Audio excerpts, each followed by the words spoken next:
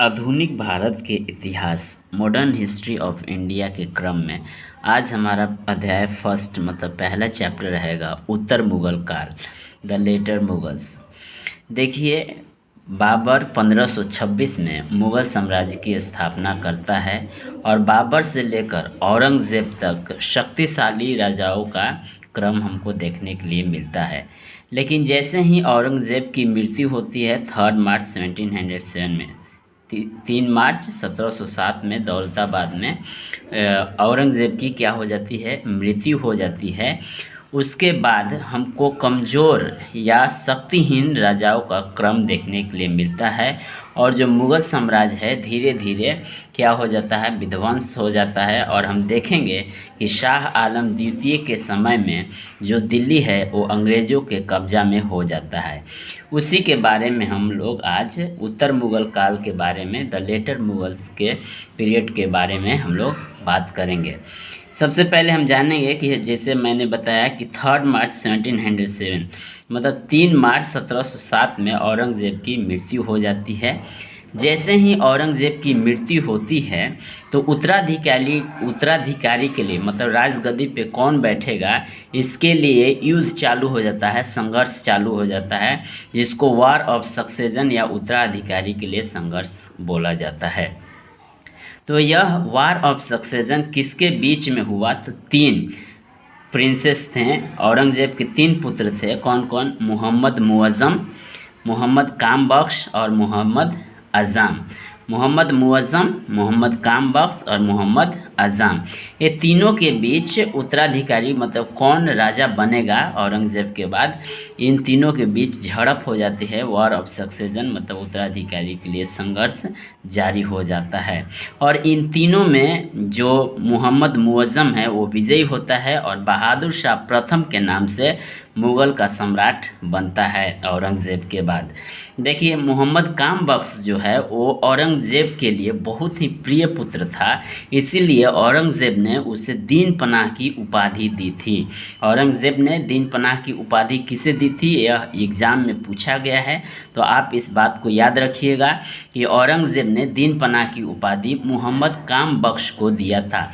दीन पनाह का मतलब क्या होता है? दीन पनाह का मतलब होता है धर्म का रक्षक, the saviour of religion, saviour of religion. आइए, जब वॉर ऑफ सक्सेशन के बारे में हम लोग पढ़ रहे हैं तो 2 बैटल के बारे में हमें जानना बहुत ही आवश्यक है। पहला है बैटल ऑफ जझाऊ और बैटल ऑफ बीजापुर। जझाऊ का युद्ध 18 जून 1707, जझाऊ का युद्ध 18 जून 1707 किसके बीच हुआ? तो मुअज़्ज़म और अज़ाम, मोहम्मद मुअज़्ज़म और मोहम्मद अज़ाम के बीच हुआ और इसमें मोहम्मद मुअज़्ज़म क्या हुआ, वो विजयी हुआ। फिर बैटल ऑफ बीजापुर, बीजापुर का युद्ध ये भी इसी काल पीरियड में हुआ था, समय में हुआ था। किसके बीच? तो मोहम्मद मुअज़्ज़म और कामबख्श के बीच। यहाँ पे भी मोहम्मद मुअज़्ज़म जीत जाता है और कामबख्श को हरा देता है और ये 2 बैटल निर्णय करते हैं कि अगला राजा, अगला बादशाह कौन बनेगा। और बहादुर शाह प्रथम, जो मोहम्मद मुअज़्ज़म है, वह बहादुर शाह प्रथम के नाम से मुग़ल सम्राट बन जाता है। बहादुर शाह प्रथम के बारे में आइए हम लोग जानते हैं। बहादुर शाह प्रथम, इसका काल मतलब कब से कब तक था? तो 1707 से लेकर 1712 तक था। इसका समय पीरियड कितना से? 1707 से लेकर 1712 बहादुर शाह प्रथम का। 65 वर्ष की उम्र में यह राजा बनता है और ये सब माना जाता है कि यह शांति प्रिय नीति अपनाने वाला पहला राजा था। पेसिफिस्ट पॉलिसी को अडॉप्ट करने वाला पहला राजा कौन था? तो बहादुर शाह प्रथम। उत्तर मुग़ल काल के बारे में बात किया जा रहा है। तो उत्तर मुग़ल काल के में पहला राजा ऐसा कौन बना जो शांति प्रिय नीति से चलने वाला राजा बना? तो वह था बहादुर शाह प्रथम, जिसका काल कब से कब तक था? 1707 से लेकर 1712। इसीलिए काफ़ी खां एक हिस्टोरियन है, जो इतिहासकार हैं। काफ़ी खान ने इसे किस नाम से बुलाया करते थे? तो शाह ए बेखबर के नाम से इसे बुलाया करते थे, या यूँ कहा जाए कि शाह ए बेखबर का टाइटल बहादुर शाह को मिला और यह शाह ए बेखबर का टाइटल किसने दिया बहादुर शाह को? तो काफ़ी खान कौन थे? तो एक हिस्टोरियन थे। इन्होंने बहादुर शाह को शाह ए बेखबर की टाइटल को दिया था। अब आगे हम यदि देखेंगे तो पाते हैं कि जो बहादुर शाह प्रथम था उन्होंने क्या किया कि राजपूत, मराठा और जट के साथ रेस्टोर पीस मतलब शांति का पुनः स्थापन करने का प्रयास किया। He try to restore peace with Rajput, Maratha and Jats. जैसे उदाहरण के रूप में यदि हम बात करें तो शाहू जो संभाजी का पुत्र था और शिवाजी का ग्रैंड सन था मतलब पोता था, उसको शाहू को क्या काम किया? बहादुर शाह प्रथम ने आज़ाद कर दिया कैद से। इसीलिए हम बोलते हैं कि जो बहादुर शाह प्रथम थे राजपूत, मराठा और जट के साथ, मराठा लोग के साथ क्या काम किए? फ्रेंडली टाइज की मतलब मित्रत्व व्यवहार किया और पीस की मतलब शांति की स्थापना करने की कोशिश की। तो यह सवाल पूछा गया है कि शाहू को किसने कैद से रिलीज़ किया मतलब आज़ाद किया? तो मोहम्मद बहादुर शाह प्रथम ने। आगे हम बढ़ते हैं और जानते हैं कि देखिए जो ज़रूर यह मतलब बहादुर शाह प्रथम शांति प्रिय था, लेकिन इसके समय में भी केवल एक रिवोल्ट हमको ओनली वन रिवोल्ट देखने के लिए मिलता है। वो किसके विरुद्ध में? तो बंदा बहादुर बैरागी के विरुद्ध में। बंदा बहादुर बैरागी का कौन था इसके बारे में हम लोग जानते हैं। बंदा बहादुर बैरागी एक ग्रेट सिख लीडर था, महान सिख लीडर था। किसके बाद? तो गुरु गोविंद सिंह जो 10वें गुरु थे उनके बाद जो सिखों का नेतृत्व करने आया वो एक महान सिख लीडर था और उसका नाम था बंदा बहादुर बैरागी। इसने क्या काम किया था? बंदा बहादुर बैरागी ने इसने पंजाब में रिवोल्ट किया था, पंजाब में बलवा किया था। किसके विरुद्ध? तो वहाँ के जो सरहिंद मतलब पंजाब में एक सरहिंद करके क्या था, सरहिंद जो पंजाब का एक सूबा था वहाँ के गवर्नर के विरुद्ध उसने बलवा किया, जो किसके सीमा के अंतर्गत आता था? तो मुग़ल सम्राट के सीमा के अंतर्गत, मुग़ल साम्राज्य की सीमा के अंदर आता था। और वहाँ के थे जो गवर्नर थे, सरहिंद के गवर्नर थे, उनका नाम था वज़ीर खान। और उसको मतलब गवर्नर कहाँ के गवर्नर? सरहिंद के गवर्नर वज़ीर खान को बंदा बहादुर बैरागी ने क्या कर दिया था? मृत्यु के घाट उतार दिया। इसीलिए जो हमारे बहादुर शाह प्रथम हैं उन्होंने क्या काम किया? बंदा बहादुर बैरागी के विरुद्ध बैटल ऑफ लोहगढ़ का युद्ध जो 1710 में हुआ था उसकी युद्ध की नेतृत्व किया। तो किसके बीच में लोहगढ़ का युद्ध हुआ? तो लोहगढ़ का युद्ध बहादुर शाह प्रथम और बंदा बहादुर बैरागी के बीच में हुआ, जिसमें बहादुर शाह प्रथम की जीत हो जाती है। ये लोहगढ़ का युद्ध कब हुआ था? 1710 में। किसके बीच हुआ था? तो बहादुर शाह प्रथम और बंदा बहादुर बैरागी। बंदा बहादुर बैरागी कौन है? तो एक ग्रेट सिख लीडर था। किसके बाद? तो गुरु गोविंद सिंह के बाद। और इसने क्या किया? तो जो पंजाब में एक सरहिंद है उसका गवर्नर जो राज्यपाल थे, गवर्नर था, उसका नाम था वज़ीर खान, उसको मृत्यु के घाट उतार दिया था। इसीलिए बहादुर शाह प्रथम ने इसके अगेंस्ट में बंदा बहादुर बैरागी के अगेंस्ट में युद्ध किया और उस युद्ध का नाम क्या है? बैटल ऑफ लोहगढ़ का युद्ध कब हुआ? 1710 में। यही एक युद्ध या रिवोल्ट हमको देखने के लिए मिलता है किसके समय में? तो बहादुर शाह प्रथम के समय में। आइए और कुछ बातों को जान लेते हैं। जैसे बहादुर शाह प्रथम ने जजिया का अंत किया। जजिया एक प्रकार का कर होता है जो नॉन मुस्लिम पे लगाया जाता है। तो जजिया का अंत किया और होली खेलने के लिए पुनः राज दरबार में अनुमति दे दिया। जैसा हम सभी जानते हैं कि औरंगज़ेब के समय होली खेलना मना हो गया था, लेकिन बहादुर शाह प्रथम ने आते ही होली खेलने के लिए राज दरबार में पुनः अनुमति दे दिया। और इसके समय में सती प्रथा को यह प्रतिबंध लगा दिया था, सती प्रथा को मतलब बंद करवा दिया था। किसके समय में? तो बहादुर शाह प्रथम के समय में। मुझे लगता है कि इतना जानकारी बहुत काफ़ी है बहादुर शाह प्रथम के लिए। और कोई भी अभी हम लोग मॉक टेस्ट लगाएंगे इसके बाद, तो कोई भी सवाल इससे बाहर नहीं आ सकता है। आइए अब हम जानते हैं आगे। 1712 में बहादुर शाह प्रथम की मृत्यु हो जाती है और इसके बाद आते हैं राजगद्दी पे जहांदार शाह 1712 से लेकर 1713। कालखंड याद करना बहुत ही ज़रूरी है, क्योंकि कभी कभी सवाल में पूछा जाता है कि इन राजाओं को काल क्रमानुसार सजाइए, तो इसीलिए आपको काल क्रमानुसार सजाने के लिए कालखंड याद होना बहुत ज़रूरी है। जहांदार शाह 1712 से लेकर 1713। और बहादुर शाह प्रथम का कालखंड कितना है, तो 1707 से लेकर 1712। 1712 में बहादुर शाह प्रथम की मृत्यु हो गई, और 1712 के बाद जहांदार शाह आते हैं, जो 1712 से लेकर 1713 तक। जहांदार शाह ने राजगद्दी को कैसे हासिल किया, तो जहांदार शाह राजगद्दी को जुल्फ़िकार खान की मदद से राजगद्दी को हासिल किया, और जुल्फ़िकार खान को अपॉइंट किया गया, नियुक्त किया गया एज वज़ीर। वज़ीर को उस समय या इस समय के नज़र से देखा जाए तो प्राइम मिनिस्टर के नाम से जाना जाता था। एक वज़ीर एक पोस्ट था, किसके समय में, तो मुग़ल काल के समय में। जुल्फ़िकार खान ने क्या इंट्रोड्यूस इजारा और हिंदी में हज़ारा system to improve financial condition. जो राज्य का फाइनेंशियल कंडीशन को सुधारने के लिए जुल्फ़िकार खान ने एक लैंड रेवेन्यू सिस्टम को इंट्रोड्यूस किया, जिसका नाम है इजारा, और हिंदी में बोलते हैं हज़ारा सिस्टम। हज़ारा सिस्टम एक भू राजस्व विधि है, जिससे राजस्व को किस प्रकार से राजस्व को ज़्यादा से ज़्यादा राजकोष में लाया जाए। क्यों? क्योंकि फाइनेंशियल कंडीशन मतलब जो हमारा पैसा से रिलेटेड है, मनी से रिलेटेड है, उस कंडीशन को इम्प्रूव करने के लिए इस सिस्टम को इंट्रोड्यूस किया गया था। इजारा सिस्टम हिंदी में हज़ारा सिस्टम बोलते हैं। और इसको किसने किया था, तो जुल्फ़िकार खान ने इंट्रोड्यूस किया था। आइए और आगे देखते हैं। जहांदार शाह जो हैं वो हम देखते हैं कि कुछ राजाओं को सम्मानित भी किए थे, और उनको कुछ टाइटल भी दिए थे, और कहीं पे राजा बनाकर या कहीं पे सूबेदार बनाकर उन्हें क्या किया, नियुक्त भी किए थे। तो आइए कुछ राजाओं के नाम देखते हैं, उनका सम्मान किस मतलब कौन सा टाइटल दिया और कहाँ नियुक्त किया सूबेदार बनाकर, उनके बारे में देखते हैं। तो सबसे पहला है राजा जय सिंह ऑफ अम्बेर और अमेर।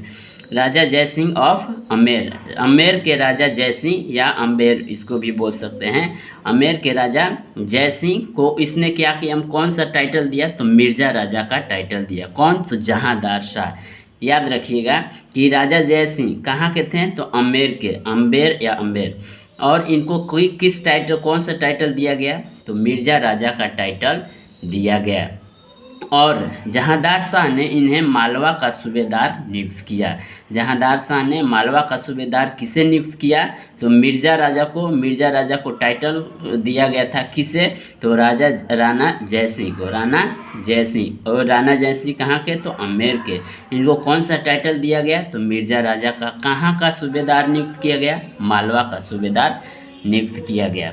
अब फिर आते हैं अजीत सिंह, किंग ऑफ मारवाड़ के राजा अजीत सिंह। मारवाड़ के राजा अजीत सिंह को कौन सा टाइटल दिया गया, सम्मान या टाइटल दिया गया, तो इनको महाराजा का टाइटल दिया गया। और जहांदार शाह ने इन्हें गुजरात का सूबेदार नियुक्त किया। गुजरात का सूबेदार किसे नियुक्त किया गया, तो मारवाड़ के राजा अजीत सिंह को। मारवाड़ के राजा अजीत सिंह को कहाँ का सूबेदार नियुक्त किया गया, तो गुजरात का सूबेदार नियुक्त किया गया। जो चूड़ामन थे वो कौन थे, तो चूड़ामन जट के लीडर थे। जट थे उन जट के लीडर थे चूड़ामन। और चूड़ामन के साथ इन्होंने फ्रेंडली रिलेशन मतलब चूड़ामन जो जट के लीडर थे इनके साथ फ्रेंडली रिलेशन मतलब मित्रत्व व्यवहार किया। शाहू के बारे में हम लोग जानते हैं कि बहादुर शाह प्रथम ने शाहू को रिलीज़ किया था, कैद से आज़ाद किया था। तो शाहू को जहांदार शाह ने क्या बोला कि आप क्या कर सकते हो, चौथ और सरदेशमुखी 2 प्रकार का कर होता है, तो उसको कलेक्ट करने का अधिकार दे दिया। किस एरिया में, तो दक्कन के एरिया में शाहू को बोला कि आप क्या चौथ और सरदेशमुखी कलेक्ट कर सकते हैं। मतलब ये 2 प्रकार का कर है। आइए हम चौथ और सरदेशमुखी के बारे में जानते हैं। हालांकि इसके बारे में हम लोग मराठा किंगडम में, मराठा से जब पढ़ाई करेंगे मराठा किंगडम के बारे में, तो वहाँ भी जानेंगे, लेकिन थोड़ा सा इसके बारे में जान लेते हैं। चौथ किस प्रकार का कर है? तो पड़ोसी राज्य पर आक्रमण नहीं करने का वादा शिवाजी करते थे कि यदि तुम हमें कर दोगे, चौथ कर दोगे, तो जो जितना भी पड़ोसी राज्य है उनसे बोला करते थे शिवाजी कि यदि आप हमें 1/4 भाग अपने राजस्व का कर देते हैं तो हम आप पे कभी भी आक्रमण नहीं करेंगे, यह वादा करते हैं। और इसी कर को क्या बोला जाता था? चौथ। चौथ मतलब 1/4 भाग, ये हो गया चौथ का कर सिस्टम। फिर एक आता है सरदेशमुखी या सरदेशमुख। तो सरदेशमुख उस भूमि से कर लेना जिस पर मराठा अपना वंशानुगत अधिकार मानते थे, लेकिन वह जो भूमि था वो किसके मतलब किसके अंडर में था? तो मुगल सम्राट के अंडर में था। हेरिडेटरी राइट्स मतलब सरदेशमुखी वैसा करता जिससे जो जमीन का भाग मुगल साम्राज्य के अंदर है, लेकिन मराठा मानते थे कि यह हमारे वंशज का है, इसीलिए उससे हम लोग कर लेंगे ही लेंगे। तो यह हो गया सरदेशमुखी कर। मुझे लगता है कि आप इस बात को समझ चुके होंगे। चौथ वैसा कर जो पड़ोसी राज्यों को बोला जाता था कि हम आप पे आक्रमण नहीं करेंगे यदि आप 1/4 भाग राजस्व का कर देते हैं। तो ये हो गया चौथ। और सरदेशमुखी वैसा भूमि पर से कर लेना जो तो मुगल साम्राज्य के अंदर में था, लेकिन मराठा मानते थे कि ये हमारे वंशज का है, इस पे हमारा वंशानुगत अधिकार है, इसीलिए। और यहाँ से वे 1/10 भाग मतलब 1/2 भाग को कर लिया करते थे। यह हो गया चौथ और सरदेशमुखी के बारे में। और देखिए लाल कुंवर के अंदर कठपुतली बना कौन? पहला मुगल बादशाह ऐसा था। कौन? जहांदार शाह। जहांदार शाह पहला ऐसा मुगल बादशाह बना जो लाल कुंवर एक मिस्ट्रेस थी उसके अंदर में कठपुतली बन गया। इसके पास मतलब जहांदार शाह के पास उतना पावर नहीं था। जो भी पावर था वो किसके हाथ में था? तो लाल कुंवर जो एक मिस्ट्रेस थी उसके हाथ में था। इसीलिए कभी कभी कोई इतिहासकार इसे जहांदार शाह को लंपट मूर्ख के नाम से भी मतलब लंपट मूर्ख के नाम से बुलाते हैं। या यूँ कहा जाए कि किस मुगल बादशाह को लंपट मूर्ख के नाम से जाना जाता है, तो वह है जहांदार शाह। आप इस बात को याद रखिएगा क्योंकि ये भी सवाल में पूछा गया है कि लंपट मूर्ख किस मुगल बादशाह को बोला गया? तो लंपट मूर्ख जहांदार शाह को बोला गया है। यह हो गया पूरा का पूरा किसके बारे में? तो जहांदार शाह के बारे में। जहांदार शाह के बाद आते हैं फर्रुखसियर। फर्रुखसियर बहुत ही इम्पोर्टेंट हैं, इनके बारे में हमको जानना बहुत ज़रूरी है। फर्रुखसियर का कालखंड होता है 1713 से लेकर 1719। 1713 से लेकर 1719। देखिए फर्रुखसियर कैसे राजा बनते हैं? तो फर्रुखसियर राजा जब बनता है बादशाह तो इनमें 2 भाइयों का हाथ रहता है जिन्हें संयुक्त रूप से हम सैयद बंधुओं या इंग्लिश में सैयद ब्रदर्स के नाम से जानते हैं। सैयद बंधुओं का मदद से फर्रुखसियर क्या काम करते हैं? राजगद्दी पर बैठते हैं, मुगल साम्राज्य के राजगद्दी पर बैठते हैं। सैयद बंधु कौन कौन है? सैयद बंधुओं को भी ये इस नाम से मतलब पॉपुलर नेम से कौन सा नाम से जाना जाता है? तो राज निर्माता या इंग्लिश में बोलते हैं किंग मेकर। तो यह भी सवाल पूछा गया है कि राज निर्माता के रूप में किसे जाना जाता है? तो सैयद बंधुओं को किंग मेकर्स के नाम से जाना जाता है। सैयद बंधु 2 थे, कौन कौन? अब्दुल्ला खान और हुसैन अली खान। अब्दुल्ला खान एंड हुसैन अली खान। अब्दुल्ला खान को वज़ीर का उपाधि मतलब पीएम बनाया गया फर्रुखसियर के समय में, और हुसैन अली खान को मीर बख्शी मतलब जो मिलिट्री के कमांडर होते हैं उन्हें मीर बख्शी बोला जाता था, हाईएस्ट कमांडर। तो हुसैन अली खान को मीर बख्शी बनाया गया और अब्दुल्ला खान को वज़ीर की उपाधि दी गई। अब क्या होता है कि सैयद बंधुओं ने क्या किया था, कैसे फर्रुखसियर को गद्दी पे बैठाया था? तो सैयद बंधुओं ने जहांदार शाह को 11 फरवरी 1713 के समय में जहांदार शाह को कैद में कर लिया और 11 फरवरी 1713 में इसको मृत्यु कर दी। किसका? जहांदार शाह का। और जहांदार शाह के मृत्यु के बाद जब जहांदार शाह को मार डालते हैं सैयद बंधु, तब फर्रुखसियर को राजगद्दी पे बैठा देते हैं। और बातें जानेंगे। सैयद बंधुओं ने बंदा बहादुर बैरागी को 1715 में गुरदासपुर के गढ़ पर मार डाला। इस बात को आप याद रखिएगा कि 1715 में सैयद बंधुओं ने बंदा बहादुर बैरागी के बारे में हम लोग सीख चुके हैं कि वह एक ग्रेट लीडर थे। किसके बाद? तो गुरु गोविंद सिंह के बाद सिखों के ग्रेट नेतृत्व करता थे। उसको 1715 में गुरदासपुर के गढ़ पे कौन मरवा डाला? तो सैयद बंधुओं ने बंदा बहादुर बैरागी को मरवा डाला। एक और बात बहुत मोस्ट इम्पोर्टेंट है, यहाँ से इस बात को आप अपने जहन में डाल लीजिएगा। 1717 में कौन सी घटना हुई थी? तो फर्रुखसियर बीमार हो जाते हैं और 1717 में ईस्ट इंडिया कंपनी का ग्रुप और उसमें जॉन सरमन के साथ, उनका ग्रुप का नेतृत्व कौन करता है? तो जॉन सरमन के नेतृत्व में ईस्ट इंडिया कंपनी का ग्रुप आता है। किसके दरबार में? तो फर्रुखसियर के दरबार में। क्योंकि फर्रुखसियर बीमार रहता है और उसका इलाज चलते रहता है, तो उसी ईस्ट इंडिया कंपनी के ग्रुप में से एक डॉक्टर थे, जिस डॉक्टर का नाम था डॉक्टर हैमिल्टन, और इन्होंने फर्रुखसियर का इलाज किया और फर्रुखसियर बिल्कुल ठीक हो गए। तो फर्रुखसियर ने एक फरमान जारी किया, और वो किस प्रकार का फरमान था? तो मुफ्त व्यापार का फरमान जारी किया। मुफ्त मतलब फ्री ट्रेड एग्रीमेंट बोला जाता है। फ्री ट्रेड करने के लिए ईस्ट इंडिया कंपनी को अनुमति दे दिया। कहाँ? तो बिहार, बंगाल, उड़ीसा, दक्कन और गुजरात में। तो यह जो फरमान फर्रुखसियर के द्वारा जारी किया गया था, इस फरमान को मैग्ना कार्टा बोला जाता है। इस बात को मोस्ट इम्पोर्टेंटली आप याद रखिएगा, क्योंकि बहुत बार एग्जाम में पूछा गया है कि 1717 में फर्रुखसियर द्वारा जारी किया गया फरमान किस नाम से जाना जाता है? तो यह मैग्ना कार्टा के नाम से जाना जाता है। मैग्ना कार्टा मतलब मुफ्त व्यापार करने के लिए क्या कर दिया? फरमान जारी किया। किसके लिए? तो ईस्ट इंडिया कंपनी के लिए। आइए आगे और हम कुछ बातों को जानते हैं। तो फर्रुखसियर ने भी क्या काम किया था? जजिया कर को हटाया था।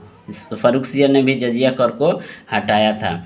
तो आईएएस के एग्ज़ाम में ऐसा टेंडेंसी रहता है पूछने के लिए कि बताइए इनमें से कौन कौन राजा जो थे वो जजिया कर को हटाए थे। तो हम लोगों ने सीखा कि बहादुर शाह प्रथम ने भी जजिया कर को हटाया था, और जहांदार शाह नहीं, फर्रुखसियर ने भी जजिया कर को हटाया। फिर इसके बाद हम लोग आगे पढ़ते हैं कि 1719 में क्या होता है कि with the help of Maratha Peshwa Balaji Vishwanath, 1719 Syed brothers depots and kill Farrukhsiyar.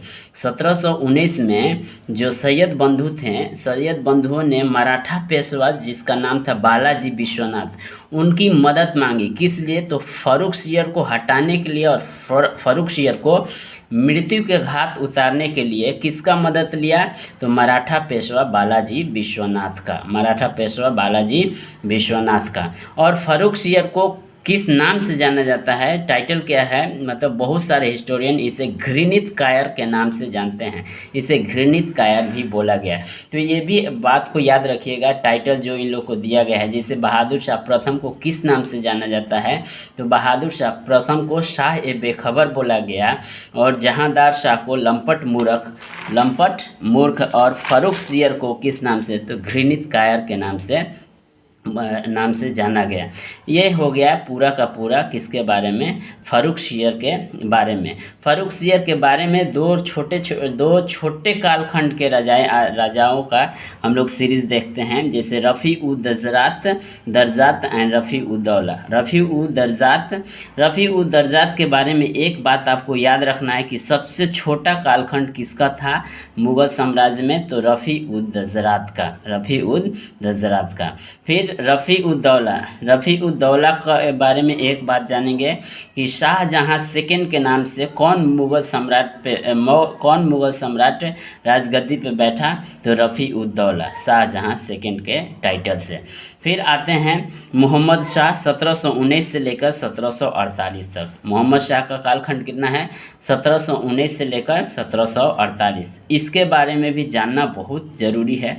Mohammad Shah को रोशन अख्तर के नाम से भी जाना जाता है, जिसका मूल नाम था रोशन अख्तर।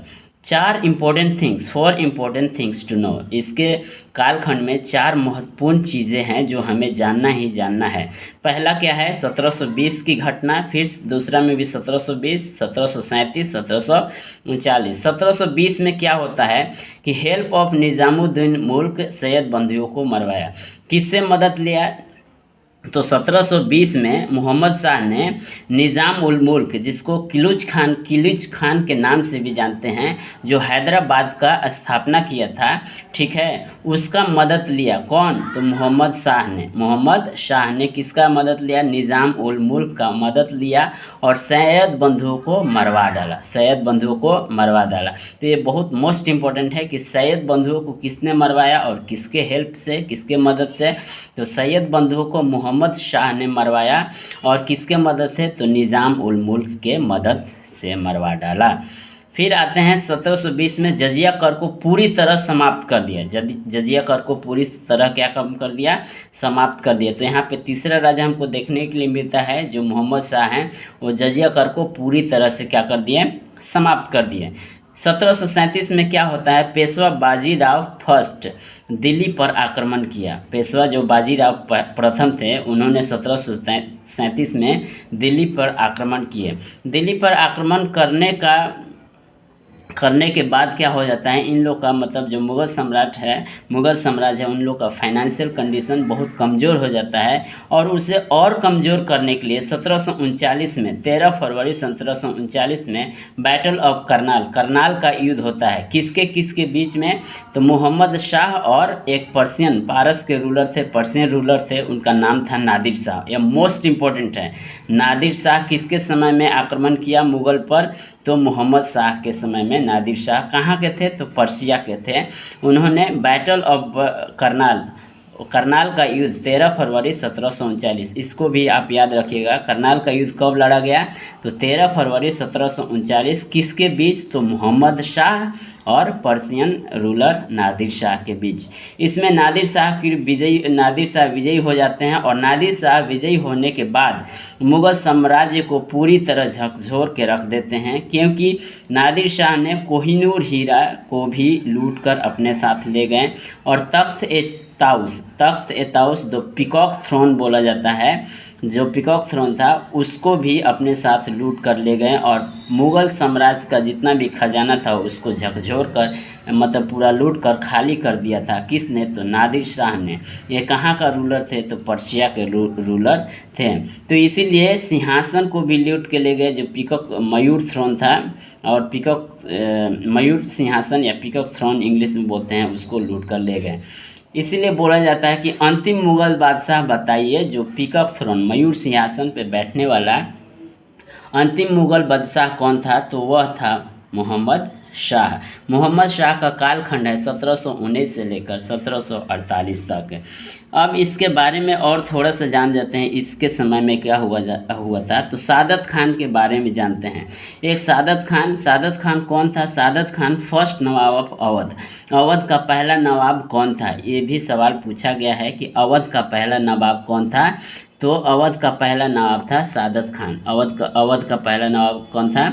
सादत खान। और सादत खान ने ही क्या किया था? इनवाइटेड नादिर शाह जो पर्शिया का रूलर था, जिसने मुग़ल साम्राज्य को लूटा था, वो नादिर शाह को कौन इनवाइट किया था? तो सादत खान ने ही नादिर शाह को मुग़ल पे आक्रमण करने के लिए आमंत्रण दिया था। लेकिन बाद में नादिर शाह ने सादत खान से भी मनी का डिमांड करने लगता है, पैसे का डिमांड करने लगता है। तो उससे तंग आकर क्या करते हैं सादत खान? लेटर कमिटेड सुसाइड, अपने आप को आत्महत्या कर लेता है। इसीलिए सादत खान के बारे में इतना हम लोग जान गए। आइए आगे और हम जानते हैं कि मोहम्मद शाह को किस नाम से जाना जाता है। तो मोहम्मद शाह को रंगीला बोला गया, क्योंकि यह शराब पीने, औरतों के साथ घूमने में इसको मज़ा आता था, राज दरबार में बहुत ऐसा कामें करता था, इसीलिए इसे बोला गया रंगीला के नाम से। मोहम्मद शाह को कौन सा टाइटल दिया गया? तो रंगीला। और इसके बारे में एक और बात जानना है कि इसी के समय में, मोहम्मद शाह के समय में ही संगीत की एक टप्पा शैली है, उसका विकास हमको देखने के लिए मिला। संगीत टप्पा शैली किससे संबंधित है, ये सवाल पूछा जा सकता है कि टप्पा शैली किससे संबंधित है। तो टप्पा शैली संगीत से संबंधित है। और ये किसके समय में विकास इसका देखने को मिला, तो मोहम्मद शाह के समय में इसका विकास हुआ। इसके बाद आते हैं अहमद शाह। अहमद शाह 1748 से लेकर 1754, कालखंड आप जरूर याद रखिएगा। 1748 से लेकर 1754 किसका कालखंड है, तो अहमद शाह। अहमद शाह कौन था, तो मोहम्मद शाह का पुत्र, मोहम्मद शाह का पुत्र। मोहम्मद शाह का पुत्र अहमद शाह राजगद्दी पे बैठता है। और इसका वज़ीर जो था उसका वज़ीर मतलब अहमद शाह का वज़ीर का नाम था सफदर जंग। सफदर जंग कौन था, तो यह बना सेकेंड नवाब अवध। अवध का दूसरा नवाब कौन था, तो सफदर जंग। पहला नवाब कौन था, तो सादत खान। दूसरा नवाब अवध का, तो सफदर जंग। 1748 के बारे में जानते हैं। 1748 में क्या हुआ, अफ़गानी अहमद शाह अब्दाली इस पे दिल्ली पर आक्रमण किया। अहमद शाह अब्दाली को दूर ए दुरानी के नाम से भी जाना जाता है। तो 1748 में क्या हुआ कि अफ़गान का एक रूलर था जिसका नाम था अहमद शाह अब्दाली, और वह आक्रमण किया कहाँ पे, तो दिल्ली पे। तो यह सवाल पूछा जा सकता है कि 1748 में कौन सा अफ़गानी रूलर अहमद शाह के समय में दिल्ली पर आक्रमण किया, तो वह था, उसका नाम था अहमद शाह अब्दाली, जिसे दूर ए दुरानी के नाम से भी जाना जाता है। अब यहाँ पे जानते हैं कि जो अहमद शाह था वो क्वीन मदर जो थी, रानी माँ बोला जाता है, उनका नाम था उधम बाई। और रानी माँ ने क्या काम किया था, क्वीन मदर ने जावेद खान जो हिजड़ों का सरदार था, जावेद खान, उसको नवाब बहादुर की उपाधि दी थी। जो हिजड़ों का नवाब था उसका नाम क्या था, जावेद खान, और उसे कौन सा उपाधि दिया गया था, बहादुर की उपाधि दिया गया था। और क्वीन मदर ने उस जावेद खान को, जो हिजड़ों का सरदार था, 7000 का मनसबदारी भी उसे दिया गया था। जावेद उसके बारे में जानते हैं, यहीं से सब काम होता है। जावेद खान ने किस तरह तख्ता पलट देता है, तो जावेद खान को सफदर जंग मार डाला। जावेद खान को कौन मार डाला, सफदर जंग, जो सेकेंड नवाब अवध था, उसको मार डालता है। तो रानी इससे गुस्सा हो जाती हैं और सफदर जंग को हटाकर इमाद उल मुल्क को वज़ीर बना देती हैं। रानी क्या हो जाती हैं, गुस्सा हो जाती हैं। और जावेद खान को जब जावेद खान को सफदर जंग ने मार डाला, तो रानी ने क्रोधित होकर वज़ीर कौन था, तो सफदर जंग था। वज़ीर हटा दिया उसको और इमाद उल मुल्क को वज़ीर बना दिया। इमाद उल मुल्क को वज़ीर बना दिया। अब इमाद उल मुल्क ने क्या काम किया कि रानी को और अहमद शाह को बंदी बना दिया। इमाद उल मुल्क ने क्या काम किया, रानी को और अहमद शाह को बंदी बना दिया। बंदी बनाकर क्या काम किया कि अजीज़ उद्दीन एक था, अजीज़ उद्दीन को आलमगीर सेकंड के नाम से बादशाह बनाया। तो इमाद उल मुल्क के बारे में इतना बात ज़रूर जानिएगा कि इमाद उल मुल्क को रानी ने वज़ीर बनाया। और इसने क्या काम किया, इमाद उल मुल्क ने रानी को और अहमद शाह को बंदी बना लिया और अजीज़ुद्दीन को आलमगीर सेकंड के नाम से बादशाह बना दिया। और यहाँ पे अहमद शाह का काल ख़त्म हो जाता है। अब आगे आते हैं आलमगीर सेकंड 1754 से लेकर 1759 तक। तो आलमगीर सेकंड के बारे में क्या जानना है हमें, तो grand son of Jahandar Shah. Alamgir second कौन था, तो जहांदार शाह का ग्रैंड सन था। ग्रैंड सन मतलब पोता बोल सकते हैं, पोता, grandson of Jahandar Shah. और Imad got Alamgir second murdered his naked dead body was thrown behind Red Fort. Alamgir second को कौन मरवा डाला, तो इमाद उल मुल्क ने इमाद उल मुल्क इसको अपॉइंट भी किया और इसका मर्डर भी कर दिया और उसका नकेड बॉडी को लाल फोर्ट, लाल किला के सामने फेंक दिया गया। तो इस बात को आप याद रखिएगा, क्योंकि यहाँ से सवाल पूछा गया है कि कौन सा ऐसा मुग़ल बादशाह था जिसका नकेड बॉडी मतलब नंगा बॉडी लाल किला के सामने फेंक दिया गया था। तो वह था आलमगीर सेकंड, आलमगीर सेकंड। और आलमगीर सेकंड का कालखंड कब से कब तक है, तो 1754 से लेकर 1759। और इसी के समय में बैटल ऑफ प्लासी, प्लासी का युद्ध जो 1757 में 23 जून 1757 में हुआ था, प्लासी का युद्ध किसके कालखंड में हुआ था, ये भी सवाल पूछा गया है कि प्लासी का युद्ध जब हो रहा था तो उस समय मुग़ल बादशाह कौन था। तो प्लासी के युद्ध के समय मुग़ल बादशाह आलमगीर सेकंड थे, आलमगीर सेकंड थे। तो आलमगीर सेकंड के बारे में इतना जानना है। इसका कालखंड आप याद रखिएगा 1754 से 1759। और यह एक ऐसा राजा था जिसका नकेड बॉडी, नंगा बॉडी मर्डर करने के बाद इमाद ने लाल किला के सामने फेंकवा दिया था। और बैटल ऑफ प्लासी के समय कौन सा मुग़ल बादशाह था, तो आलमगीर सेकंड। आलमगीर सेकंड के बाद आते हैं हम शाह आलम द्वितीय के बारे में। शाह आलम द्वितीय का कालखंड है 1759 से लेकर 1806। ठीक है। आलमगीर शाह आलम सेकंड को अली गौहर के नाम से भी जाना जाता है। ये भी सवाल पूछा गया है कि अली गौहर के नाम से किसे जाना जाता है, तो शाह आलम सेकंड को अली गौहर के नाम से जाना जाता है। इसमें शाह आलम सेकंड के समय में भी कुछ महत्वपूर्ण बैटल मतलब युद्ध हुआ, उसे आप ज़रूर याद रखिएगा। सबसे पहले जानते हैं कि 1761 में पानीपत का तीसरा युद्ध हुआ। उस समय मुग़ल बादशाह कौन था, तो शाह आलम सेकंड ही था, शाह आलम सेकंड, शाह आलम द्वितीय हिंदी में बोलते हैं। शाह आलम द्वितीय के समय में पानीपत का तीसरा युद्ध हुआ। 1803 में दिल्ली पर अंग्रेज़ों का अधिकार हो जाता है। 1803 में जब शाह आलम द्वितीय राज कर रहा था, मुग़ल बादशाह था, उसी समय 1803 में दिल्ली पर अंग्रेज़ों का क्या हो जाता है, अधिकार हो जाता है। अब दिल्ली अंग्रेज़ों के हाथ में आ जाती है।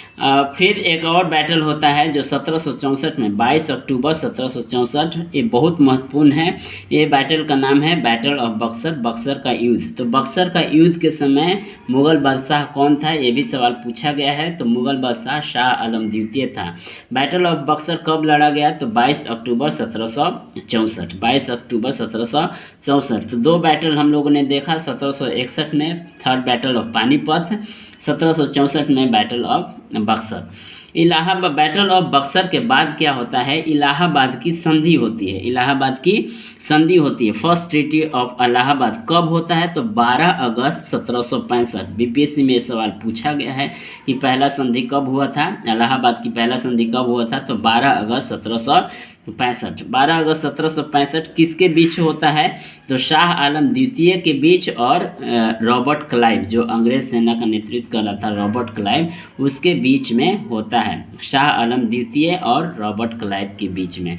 तो शाह आलम द्वितीय को बोला जाता है कि आप क्या काम करेंगे, दीवानी राइट्स, मतलब दीवानी राइट्स किसको देंगे, अंग्रेज़ों को देंगे। देखिए बंगाल, बिहार, उड़ीसा का भू राजस्व, मतलब जितना भी भूमि से राजस्व आएगा वो 26 lakh annum, 26 lakh per annum, मतलब ऐसा बोला गया कि हम आपको शाह आलम द्वितीय को सलीना 26 लाख देंगे, लेकिन उसके बदले में बंगाल, बिहार और उड़ीसा का जितना भी भू राजस्व रहेगा उसको कलेक्ट करने का अधिकार, जिसे दीवानी राइट्स बोलते हैं, कलेक्ट करने का अधिकार किसके हाथ में चला गया, तो अंग्रेज़ों के हाथ में चला गया। कब, तो पहला ट्रीटी ऑफ इलाहाबाद की पहली संधि के द्वारा दीवानी अधिकार किसे दे दिया गया, अंग्रेज़ों को दे दिया गया। कितने रुपये में, तो 26 लाख सालाना रुपये में दे दिया गया।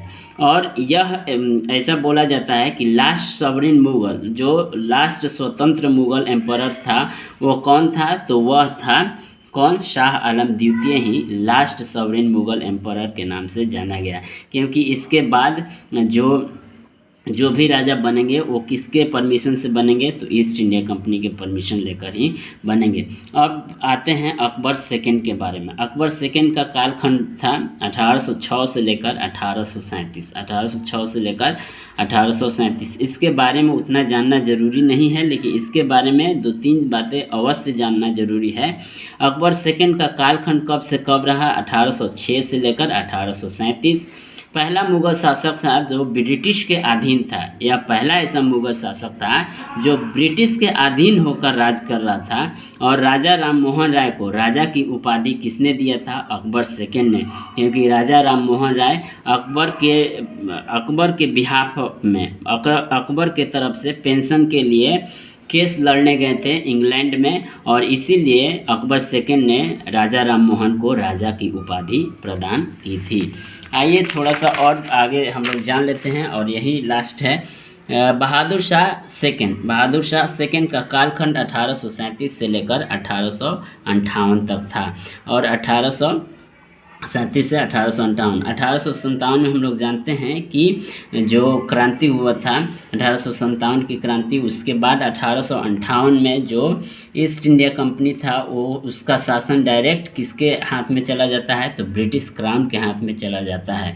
तो बहादुर शाह सेकंड के बारे में हम लोग क्या सीखेंगे, 1837 से 1858 इसका कालखंड है, और ए लास्ट मुगल एम्परर है। लास्ट मुगल एम्परर कौन था, तो Bahadur Shah second. Bahadur Shah Zafar as title, Bahadur Shah Zafar, इसको भी बहादुर शाह सेकंड को बहादुर शाह जफर के नाम से भी जाना जाता है, क्योंकि इसका टाइटल था, जफर क्या है, एक टाइटल था। और ये उर्दू पोएम भी लिखा करता था जिसका नाम भी था जफर। उर्दू पोएम का नाम क्या था, जफर।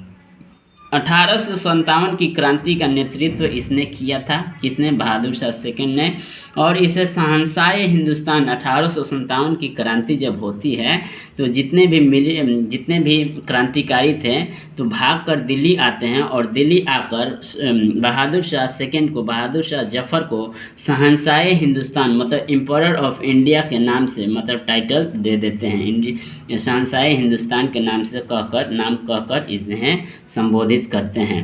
1857 की क्रांति में भाग लेने की वजह से इन्हें पकड़कर रंगून जेल भेजा गया।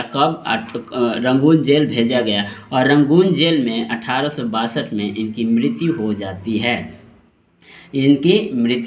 है। और बहादुर शाह सेकंड के बारे में हिस्टोरियन का ऐसा मानना है कि इनके बारे में ऐसा कहा जाता है कि इनका जो साम्राज्य का सीमा था कहाँ तक आ गया, चांदनी चौक से पालन तक सिमट कर